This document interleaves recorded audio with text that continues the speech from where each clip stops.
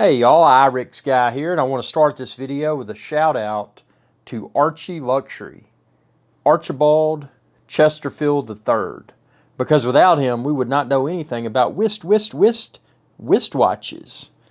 So with that being said, I want to do a follow-up review of my Breitling SuperOcean Heritage II, meaning that it has a ceramic bezel, or Bezel as some people may call it.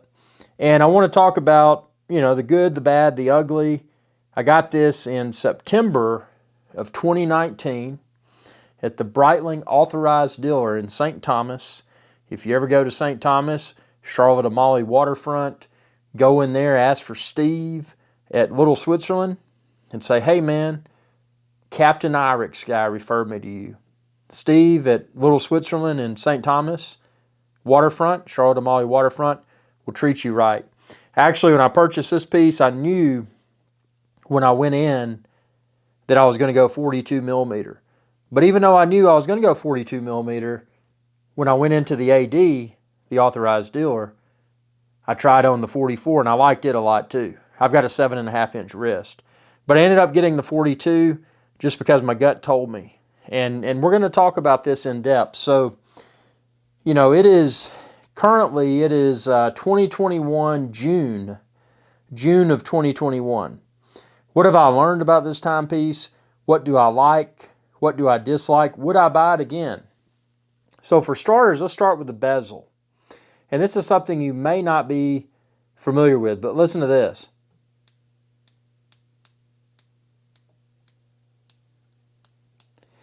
That's right. That was 10 clicks to get to the, to go 5 seconds, 5 minutes rather. So this is so think about this. That's 10, 20, 30, 40, 50, 60. This is a 120 click bezel. So that's quite significant because a lot of timepieces are only 60 click bezels. This is 120 click. Now I will say it's a 120 click bezel, but it definitely does not have the bezel action of my Rolex Submariner. I've got the 114060, the sub no date ceramic. It doesn't have the smoothness of that, but it does have 120 clicks. The crown on this, there's no crown guards. So for a lot of collectors, that's a desirable trait. And this timepiece obviously exhibits a vintage style to it. And if you're going to get this timepiece, I would definitely encourage you to go with this shark mesh bracelet. I know you can get it on rubber and some other type materials, but I think the shark mesh bracelet is the way to go. It's super comfortable. I'll go as far as to say this is the most comfortable bracelet in my timepiece collection. The blue, I like the blue. I wanted a timepiece in blue. This is a ceramic bezel. The bezel is a very dark blue.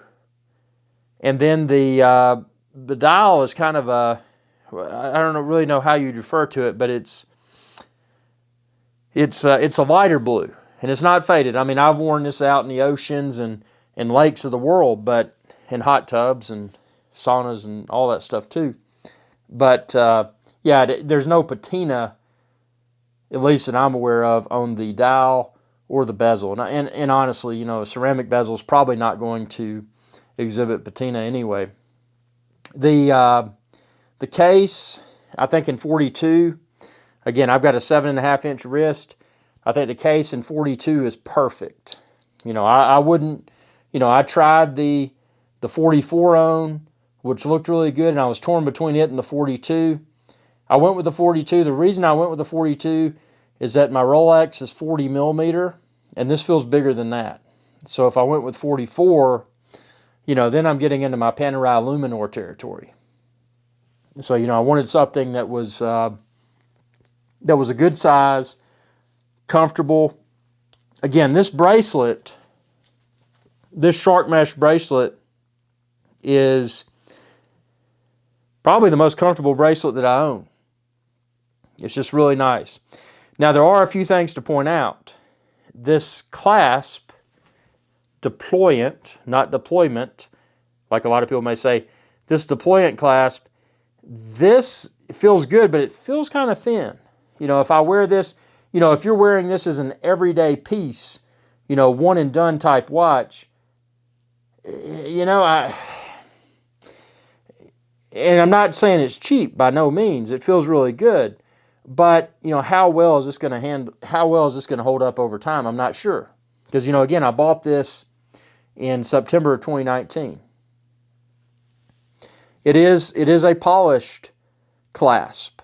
So, you know, it will show scratch marks. You know, if you're the type of person, dude, I can't get a scratch on my timepiece, man, then you may want to look elsewhere. I think it's fine. I don't mind scratches. I mean, I buy watches to wear them, swim with them, get in the tub with them, whatever. The case thickness is acceptable, but it is worth mentioning this case is significantly, you know, a lot of pieces, it's going to wear bigger. Breitling is known for watches that wear bigger, so, you know, keep that in mind. You know, nothing wrong with that. The design, the comfort on the wrist, super nice. You know, I like the way they've done the case back on this. It's really nice. It does have a date, and I like that there's no cyclops. You know, nothing sticking up. You know, that gives the timepiece a very clean look. And you've got the date at the 6 o'clock position. So I really like that. This is, let's see, how many feet is it? I got to remind myself. 660 feet of water resistant. So if you're a desktop diver, you know, you're wearing this to your jobs and this, that, and the other, and then you may jump in a pool or a hot tub or maybe go snorkeling, you're probably going to be all right. Just make sure your crown is screwed down. With that being said, I've worn this in oceans, pools, and hot tubs throughout the world, and I've never had a problem. It is worth mentioning this, the crown, although nice, if you're used to, you know, setting the time and date on a Rolex, you're going to find this. And again, this was straight from the authorized dealer. You know, I hadn't been swimming with it in the ocean. I didn't get any sand or anything in there. Straight out of the authorized dealer. This crown, when you're setting the time and date, it does not feel as smooth as a Rolex. And I'm not saying Rolex is the best watch by no means. I mean, I've got all different timepieces. Check out my Horology by Irish Guy video playlist on this channel. You know, I'm not a Rolex fanboy, but Rolex does an exceptional job, you know, when you're dealing with, you know, just the smoothness of the crown and this, that, and the other. Again, this has a 120 click bezel, but it doesn't have the smoothness of a Rolex Submariner. It just doesn't. You know, this is not a timepiece that's going to, you know, if you're shopping for a timepiece, it's like, man, I got to get the one and done. If you get this as your one and done, you may always kind of want something more. And, you know, what I encourage everybody to do, you know, if you want the one and done, and now it's tough because, you know, I got into this hobby, you know, many years ago, you know, when Rolex was easily accessible. But actually, when Rolex was easily accessible, I was buying Breitling, I was buying, you know, Lucy Nardin, I was buying Omega, I was buying all the other brands because I was like, dude, you know, at that point in time, I was like, you know, people that don't even know watches, you know, they think they get a Rolex and they're cool. So for that reason, I was staying away from Rolex. But now what's happened is that Rolex has, you know, the supply is just, it's next to impossible to walk into an authorized dealer and buy one. So, but, you know, owning all different brands of timepieces, I will say this is a great choice. It is not, again, and I repeat, it is not going to replace a Rolex. And I'll go as far as to say this is probably not going to be a substitute for an Omega SeaMaster. You know, although a great timepiece, I don't think this is going to be a replacement for that. And the reason I say that, cosmetically, I like it. But as far as a bezel action is concerned, both your Rolex Submariner and your Omega SeaMaster is going to be a smoother bezel action. And that's, you know, that's not something that a lot of people, you know, when you're looking at a timepiece in an authorized dealer, you know, you see the timepiece. You don't necessarily know the look, you know, how everything feels until you've worn it. But again, I will say as far as the feel's concerned, this is quite possibly the most comfortable bracelet I've got on any of my timepieces, and it's the shark mesh. So if you get a SuperOcean Heritage II, definitely buy it on this shark mesh. You know, you could always put on an aftermarket rubber or leather strap. You know, you could always do that. But buy it on the shark mesh. I mean, this is phenomenally comfortable. And it's slightly tapered too. It feels really good on your wrist.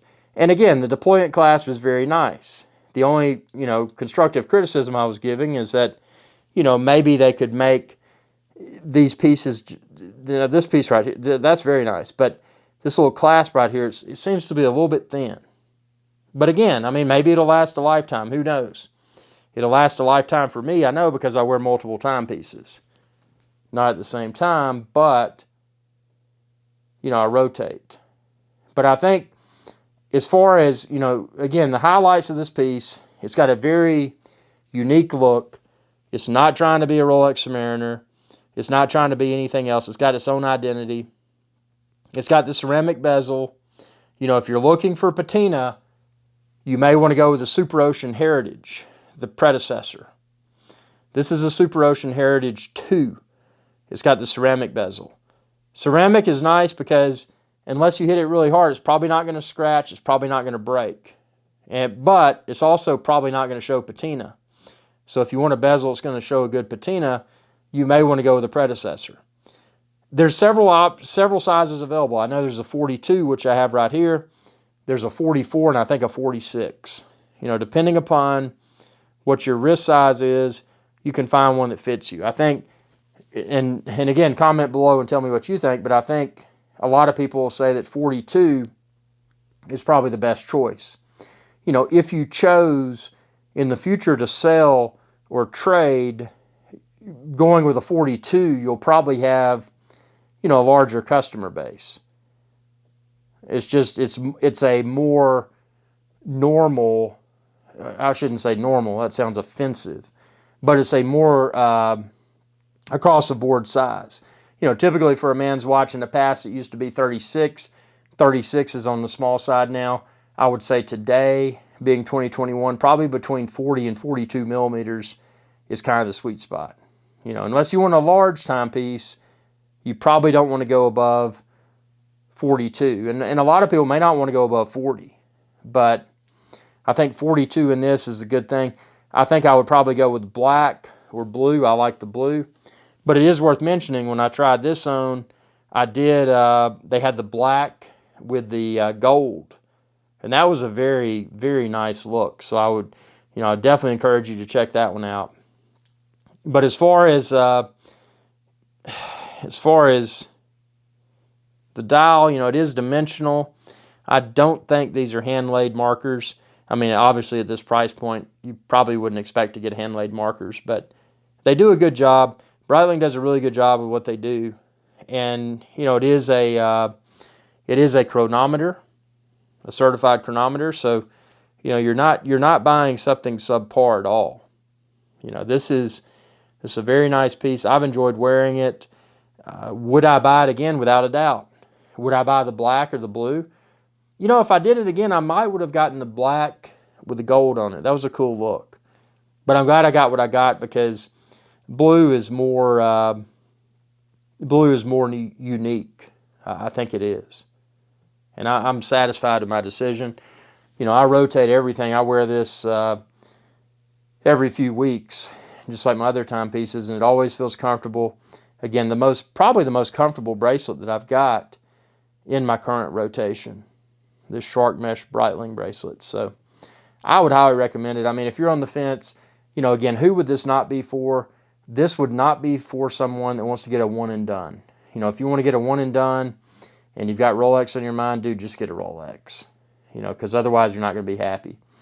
But if you don't desire a Rolex, you just want a really nice piece you can swim with, you can, you know, wear pretty much anywhere. I think this would be I know this would be an excellent decision. But it's, it's very well made, and again, it's a chronometer. You know, this is not your, this is not your standard department store wristwatch. I mean, this is this is a certified Swiss chronometer, so it's a very nice piece. And again, I can attest to the performance of it because I wear it everywhere. My watches are purchased to be worn. You know, I don't take them off when I swim unless I'm wearing a dress piece. But, you know, for all my dive watches, they're going with me in the pool, the shower, the ocean, the hot tub, whatever. And this is no problem. It is worth mentioning the case is shiny, so if you have an aversion to scratch marks, you may not like that. The bracelet looks really cool. I really like that. And again, I would only buy this on this shark mesh bracelet that I have right here. I would not buy it on a rubber or leather. If you want to add that aftermarket, dude, go for it. But get it on the shark mesh. So yeah, I would definitely buy this again. I highly recommend it. Is it going to appreciate in value like a Rolex? Probably not. But might it appreciate? Probably so. I think this is probably one of Breitling's most desirable references. I really do. They've done a really good job with this, and I like it. And again, it's very comfortable on the wrist, and I think 42 millimeters is the perfect size. For me, I would not go bigger, but if you want a watch that looks big, dude, they got them in 44 and 46. So, you know, everybody's got their own preference. So, yeah, look at that. Looks good. Tell me what you think within the comment section below, and be sure to subscribe. And if you're shopping for pre-owned timepieces, check out timepiecesfortomorrow.com. And you can find a link to that within this video's description, or just head on over to timepiecesfortomorrow.com. Thanks for your viewership, and y'all have a good day. Hey y'all, Captain Irix Guy here. I hope y'all enjoyed this video. If you did, please be sure to subscribe. It's youtube.com/Irix Guy. And ring that bell icon when you do to be notified whenever I post another video. Thanks for your viewership, and y'all have a good day.